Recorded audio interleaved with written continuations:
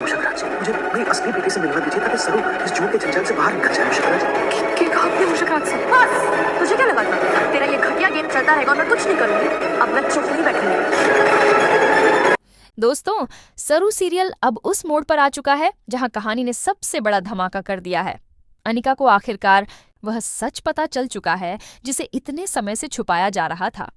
चंद्रकांत ने मूषक राज समझकर अनिका के कानों में सब कुछ कह दिया कि सरू उसकी असली बेटी नहीं है। यह सुनकर अनिका के पैरों तले जमीन खिसक गई। उसकी आंखों में गुस्सा और चेहरे पर हैरानी साफ नजर आई। वह सोचती है कि सरू ने कितना बड़ा धोखा दिया है।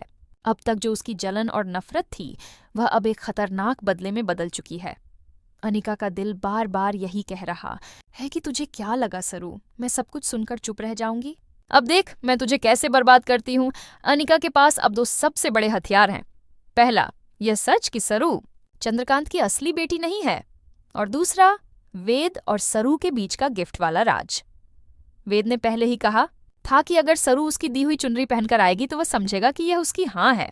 लेकिन ट्विस्ट यही है कि अनिका उस चुनरी को नष्ट कर देगी, और जब वेद यह देखेगा तो उसे लगेगा कि सरू ने उसके प्यार का अपमान किया है। वेद का दिल टूट जाएगा और वह सरू से नाराज हो जाएगा। उसकी आंखों में आंसू और शब्दों में गुस्सा होगा।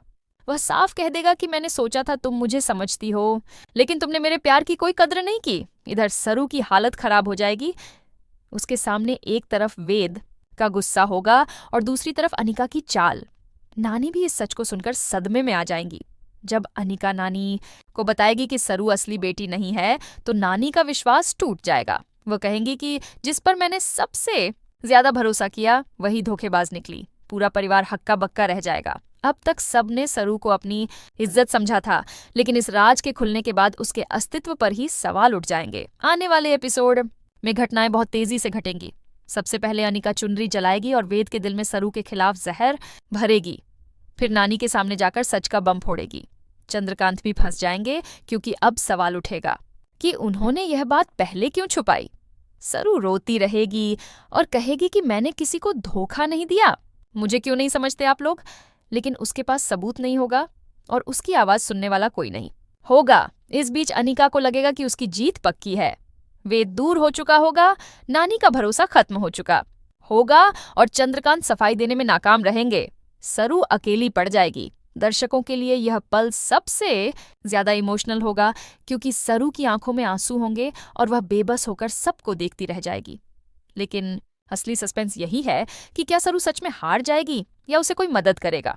हो सकता है कि कोई नया किरदार उसकी मदद के लिए आए, या फिर चंद्रकांत हिम्मत जुटाकर सबके सामने खड़े होकर कह दें कि गलती मेरी थी। लेकिन सरू निर्दोष है। यह ट्रैक पूरी तरह अनिका के बदले सरू के संघर्ष और परिवार के टूटने पर केंद्रित होगा। दर्शकों के सामने कई सवाल खड़े होंगे। क्या अनिका सच में सबको हरा देगी? क्या वेद हमेशा के लिए सरू से दूर हो जाएगा? क्या नानी सरू को घर से निकाल देंगी? और सबसे बड़ा सवाल, क्या सरू खुद को इस तूफान से बचा पाएगी? दोस्तों, कहानी अब उस मुकाम पर है जहां हर पल सस्पेंस से भरा है। हर सीन इमोशनल और ड्रामेटिक होगा।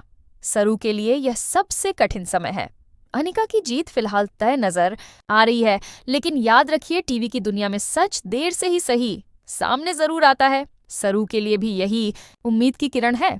आने वाले एपिसोड में दर्शकों को ढेर सारा ड्रामा, आंसू, गुस्सा और सस्पेंस देखने को मिलेगा।